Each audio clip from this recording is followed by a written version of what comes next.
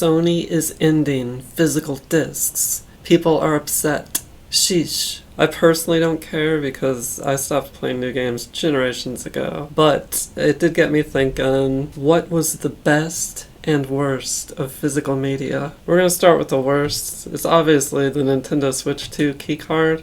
No one likes it. It's just access to a download. It's cheesy. It's cool that it is yours, like you can let people borrow it, but it seems super confusing, and I think it's ultimately just like a stopgap before Nintendo ceases complete game production. Next on the worst list, I'm actually going to say optical discs. They just look like DVDs, they look like CDs. Boring. I will say that the PS3 at least had a unique case, whereas the PS4 and the PS5 literally just used Blu-ray cases, so they look just like DVDs. But at least the PS3 did something a little different. The cases do look interesting. PS1 games and PS2 games were kind of cool at first because they came in like a different color. Like even though it was a disc, it had like a blue or a black bottom. So that kind of differentiated it from the usual physical media at the time. But there were problems, like the blue ones didn't even play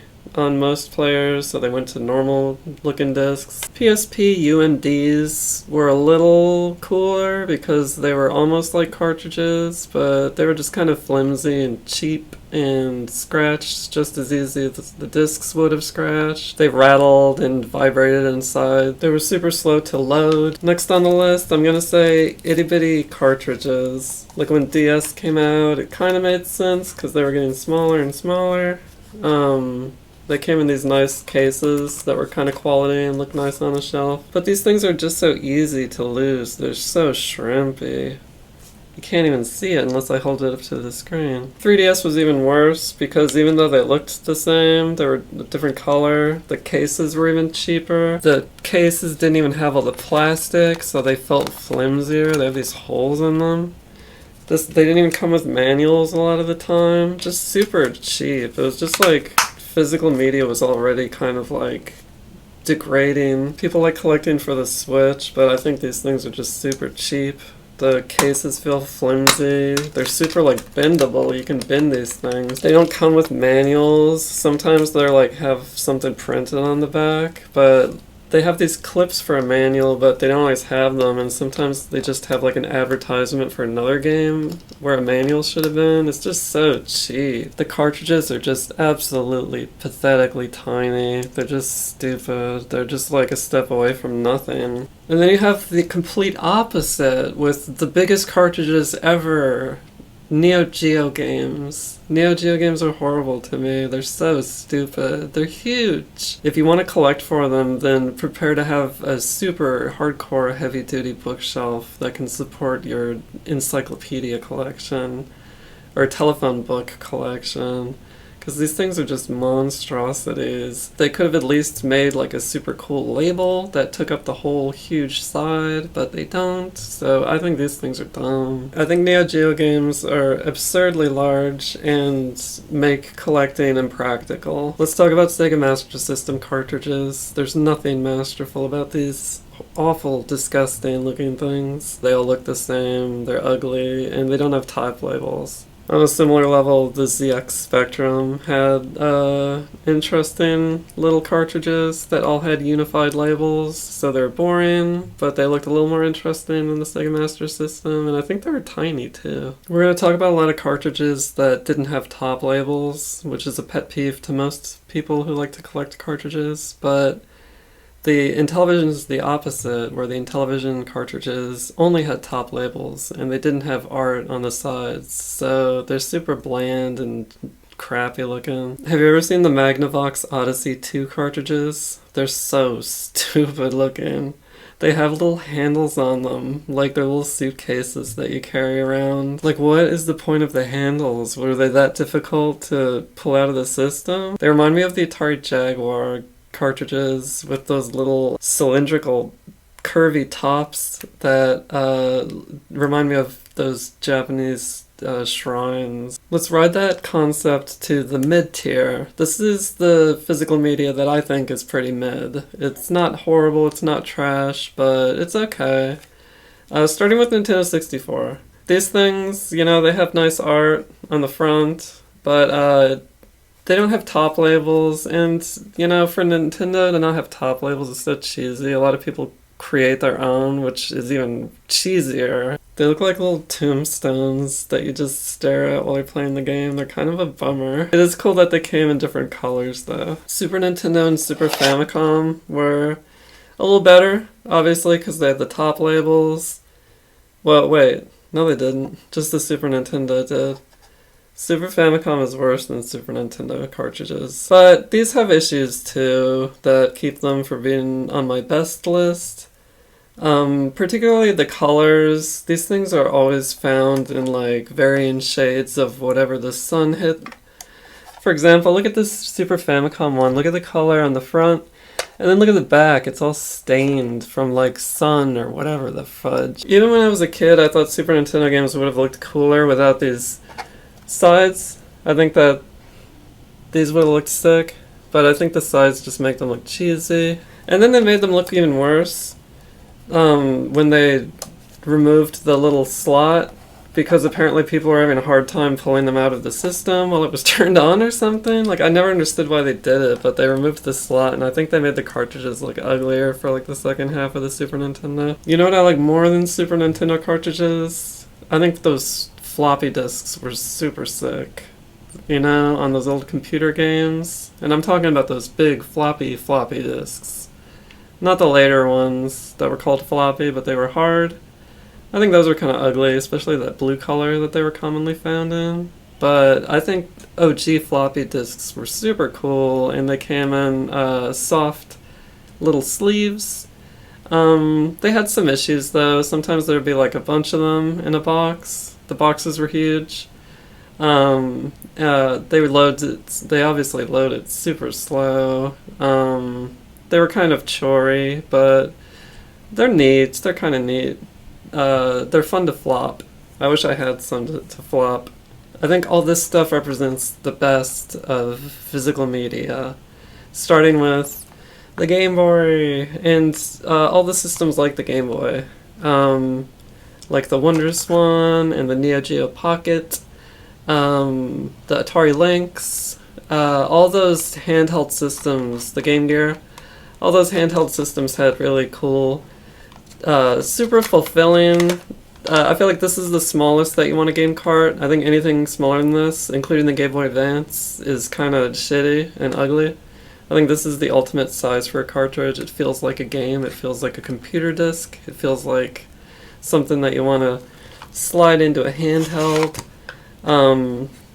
Props to the OG Game Boy and the Neo Geo Pocket Color and the Game Gear for having these little plastic cases to keep the games in. Super sick. Game Gear games had this super satisfying lip on the top, so you could slide them out easily. These are really fun to slide in and out of a Game Gear. The way they lock in and the way you pop them out with this lip right here. I really like that. I want to have Virtual Boy on here too, because the concept is super similar to what we just talked about. They even have a little lip on the back to pull the games out with your fingertip. They have a dust cover, which is really nice, super cool, and fun to snap on. But the labels are horrible. They all have these generic labels, so they're boring, ultimately. They're like the Sega Master System in a way. Next I'm going to say all the old systems, all the old like classic systems like the 2600, the Vectrex, anything with like a black... Actually, not the Vectrex. I don't think the Vectrex had top labels, so Vectrex is going on the mid. But anything else, like the 2600, that had a front label and a top label, a black color, fun to slide in and pull out, those are just classic to me. They're legendary. They belong on the best list. They're fun to collect. They're fun to see on a shelf. You can peruse them like a library. They're classic. Next, I'm going to say Famicom cartridges. These things are super dope. They're a fun shape to collect. They're smaller than Nintendo cartridges, so you can have more of them, you know, lined up.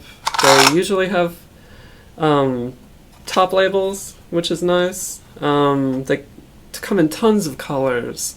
If you ever see someone with a Famicom collection, there's just a rainbow assortment of these things. And they come in different shapes sometimes too. Some are taller, some are smaller, some have weird little, like these Konami games have little ridges on them, and I don't think they all have that. It's just classic game to me. Classic physical media. Worth mentioning too, Famicom Disk System are kind of neat. They're a perfect size. They're similar to Game Boy cartridges. They come in these really nice that are still durable actually. These nice little cases. They come in a slip sleeve within. They're like a miniature floppy disk kinda. They're really cute. I like these things. They're slow to load, they're awkward, they're not reliable these days, but they're neat, they're worth mentioning. Now the top tier starts with Nintendo. I love Nintendo cartridges. It's not just because I grew up with this as my first system. These are just super fun to this day to see and to collect. They have a really nice size label. They're a real nice heft. I love how heavy these things are. They're fun to slide into a system or pop into a top loader and pull out. They're just super fun.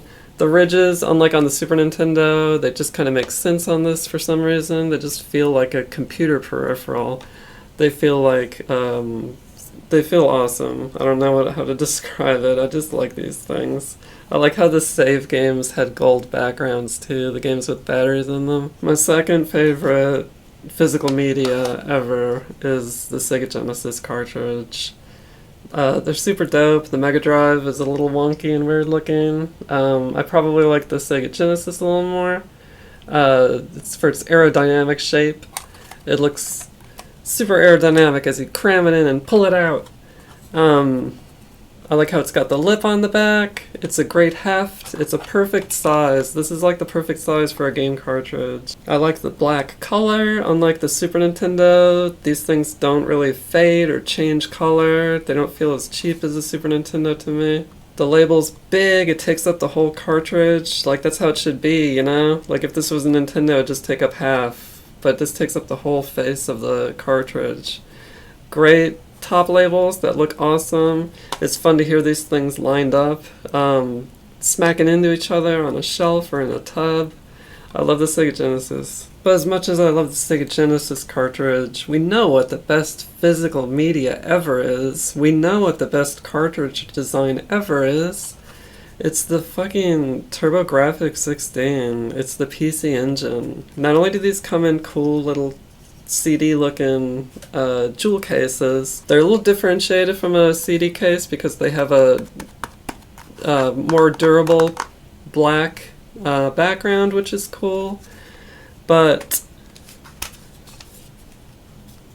inside, we have the sickest, the best, the GOAT game cartridge design of all time. Look, it even comes in a protective pouch. It's the HuCard. The HuCard is the best. It's like a little credit card shape. Look at this thing. It's super light, but it's thick. It's thicker than a credit card. It's just like the right feel of something quality and something efficient and something small. It has a little arrow lip that you can feel on the bottom to pull it out. It's so badass. I love this thing. The art looks fantastic on these things.